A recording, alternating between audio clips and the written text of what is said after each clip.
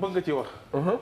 par rapport ak loolu. si alors moi j'ai un avis xam nga wax ak dégg fii Ablaye Cissé waxee ak fi Corrède waxee yëpp nit mën na ko dégg mën na ko nangu tamit maintenant sur le cas de Ahmed dafa am benn contexte bu ñu nekk boo xam ni dañu ne politique du métier. Il n'est pas dit que tu es l'édile de la ville de que ce métier dafa war a disparaître ñu ne ban métier lay def ñu ne journaliste la ñu ne Corrède fan la teg loolu ñu ne ah Corrède kat il parle d'éthique de déontologie mënul nekk juge nekk arbitre ñu ne mais arbitre de quoi ñu ne ah sur l'information parce que bu ñu nee de l'information day prétentieux ñu ne sur l'information donc une partie de l'info. Et cette partie de l'info s'appelle quoi? Ou c'est quoi? Ou s'appelle comment?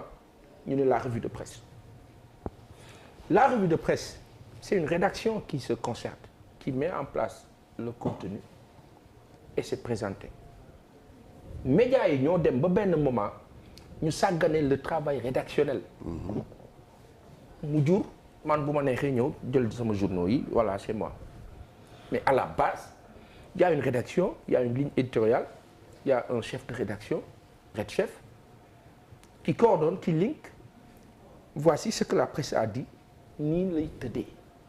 Après, au fur et à mesure ñuy avancer, il y a eu, on va dire presque, du ma ko tuddee laxisme, en tout cas plus de liberté d'action. Mooy ni ñuy def comme sur la programmation dans nos chaînes de télé et radio, le directeur de programme, à la limite, il est là de façade. Mais programme bi léegi nu ñu neex lañ koy tëddee. Dans les grands médias occidentaux.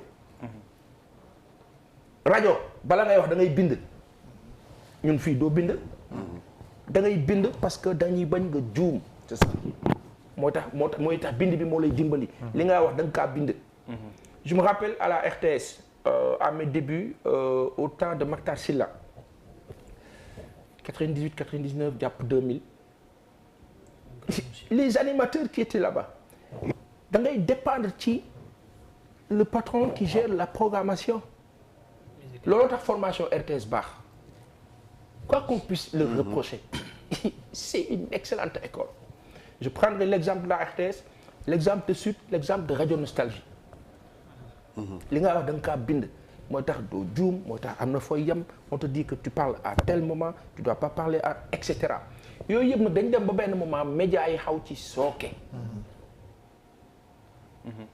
après boo ni mu sookee parce que y a eu une situation socio-économique difficile pour la presse une précarité incroyable mu jur on fonce sur l'audience la quête de l'audience effrénée cette quête là nag jur ki nga xam moom la nit ñi déglu ñun moom la topp moi entre écouter la revue de presse comme ça se faisait il y a 40 ou 30 ou 25 ans ci ginnaaw ak cette revue de presse là il y a une différence.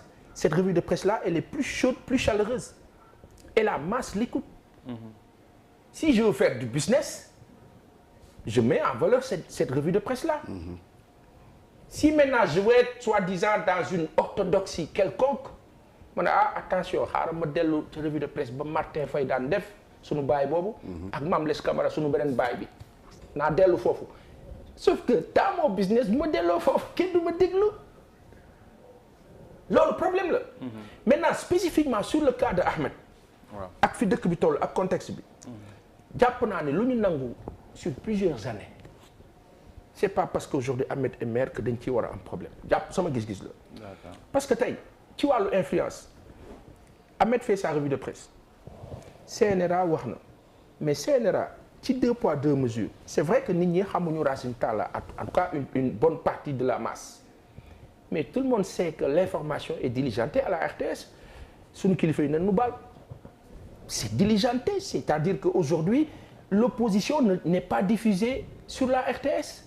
Pourtant jamono ñoom Babacar Diagne temps Diouf ba wàcc ci président Ablaye Wade un temps soit peu l'opposition était visible. Il y avait des débats comme pluriel. Waaw. Où on voyait tous les camps de l'opposition ñu def des débats mais incroyables. Aujourd'hui, on n'a plus ça. pourtant qui orchestrait loolu il est le maire de Wakhinane. Quand on reproche à Ahmed d'être maire et de faire la revue de presse, on peut bien reprocher au directeur général de la RTS d'être maire de Wakhinane et de gérer l'information nationale. Encore que il est presque à un rang de ministre conseiller, on peut toujours accepter et concéder. Mais dans le fond, lu nu bañal kii rek war nañ kaa mën a bañal kële. Encore que CNRA war naa mën a wax RTS ne que hey opposants yi ci dëkk bi la ñu bokk. waaw bu fekkee doxalin boobu am na aujourd'hui on refuse à Ahmed le fait d'être diffusé à la télé papa la toile elle est libre Ahmed te fait 300 000 vues la journée calculer cela en termes d'argent da nga naan man lu ma doon def ci télé bi donc pour dire rek que léeg-léeg nga tëj buntu ubbi benn buntu boo xam ni doo yëg ne ubbi nga. mais xam nga Assane xam nga lu may metti et très honnêtement dañuy bàyyi ça c'est valable pour tout le monde ah. oui. farata. loo nga xam ni waxtaan ci moo war a mën a nekk passion pour jëmale réew mi kanam. ñu nekk ci réew moo nga xam ni dëkk yi ko wër yëpp a ngi tàkk. nous en tant que sénégalais. pouvoir opposition société civile religieux coutumier. ñu war di waxtaanee nan la ñuy def ba aar suñu réew mi. naka la ñuy def ba lii am ci yeneen dëkk bañ a am suñu dëkk bi. naka la ñu mën a def ba même bu Ukraine di xeex. mu bañ a impact suñu dund. des questions essentielles. oui. mais ñu dugal ñu ci ay débat sur Ahmed Aïdara. ay débat sur le capitaine Touré. ay débat sur Adji Sarr. mais père la faute à qui? Tout le monde. non gouvernement. non ah non attends faut pas dire gouvernement c'est tout le monde. parce que boo ci jël. non kilifa yoon bu mu aw rek la njaboot gi topp. non du question kilifa aw boo ci jël étudier ko cas par cas. tu vois que nous sommes tous responsables. nit du daw responsabilité bi. ku nekk da nga ci am sa part de la preuve. xam nga yéen a ñu fi toog teg depuis combien de temps vous nous parlez de Ahmed Aïdara de ceci ou de cela et pourtant vous aurez pu dire non ça c'est des détails ñun lan bu ñu intéressé la sécurité alimentaire de notre pays nu ñu koy régler.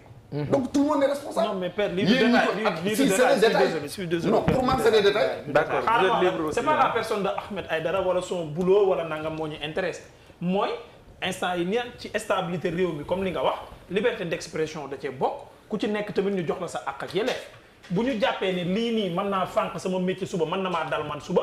wala mu dal beneen média ñu tee ñu fee wax loolu recul démocratique la loolu duñ ko nangu loolu c'est des questions essentielles. loolu dafa bokk ci dundu doomu aadama te dafa am ñu muy dundal. yaa ngi wax ay questions alimentaires maanaam lii nii ñu bëgg a xam xañ Ahmed Aïdara bu fi lu mel ni YouTube nekkul woon maanaam question alimentaire boobu moom ca këram dootu ko mën a régler. xam nga te koy dundee xam nga nangul naa la. loolu tax c'est essentiel nangul naa la nga def ko question essentielle. non dama la fekk sax ci question alimentaire bi nga ne loolu essentiel moom loolu question alimentaire bu essentiel lii ngay wax depuis bu ñu toogee. waaw ngeen def ko question essentielle nangul naa leen ko. d'accord mais nangul léeg-léeg moom pour man détail question pour Pa Assane par rapport ak li nga fi wax ak correct bi ñu souligné man sama inquiétude mu ngi nekkoon ci par rapport ak li nga wax sànq mooy traitement sur l'information. est-ce que ci côté boobu tamit nag du ñu xaw a jox Sénégal dëgg ak correct.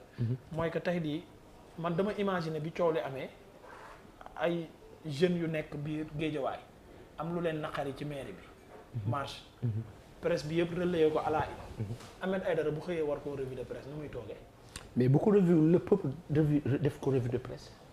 le peuple je dis après on me dira comment mun nañ ma laaj nan est-ce que ñun ñi nit yi di nga xam ne ñooy toog ne mais écoutez vous permettez à un maire de Wakhinane d'être le directeur général de la RTS pourquoi vous le refusez à un maire le maire de la ville de Guédiawaye de pouvoir faire sa revue de presse man foofu laay tënku après ma ne la ci li nga ma laaj ni mais toute la presse parle de Ahmed Aïdara li xew Guédiawaye Ahmed ne du ma ko revue mais revue bi valeur bi taxoon Ahmed ne day revue cette valeur disparaît automatiquement moo tax ma ne c'est le peuple qui fait sa revue c'est-à-dire que aujourd'hui bu journaux yi bindee Ahmed ne non bii du ma ko wax ak bii noonu le peuple bi di bàyyee revue de presse bi il disparaît te moo la gën a xam loolu.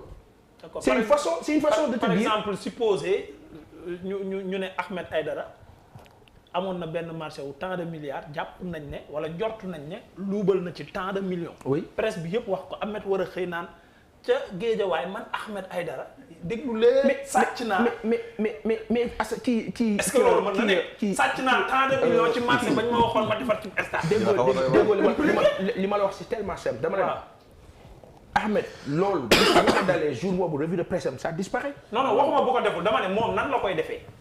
mais xam nga yow yaa ngi ci kaw bu ko deful. mais nan la Ahmed Aïdara wala tiimee ay journaux di def revue de presse naan man Ahmed Aïdara maire Guédiawaye man lañ jiiñ ne maa sàcc tant de millions. c'est-à-dire loolu nan la ko nit di defee. c'est pas compliqué laas de nee nañu El Hadj Ahmed Aïdara mii taxaw di maire Guédiawaye def na nangam il dit simplement ni plus ni moins. d'accord fi may daanelee sama laaj bu fekkee amoo laaj par rapport ak loolu. non mooy ci démission bi non ba tey ci foofu noonu. parce que balaa may ñëw ci à un moment donné gis nañ ni nga xam tey noonu la demee que ni biir des médias ci boppam dafa am ñu xeex Ahmed Aïdara ndax ñëw na pour def ci revue de titre. bàyyi des médias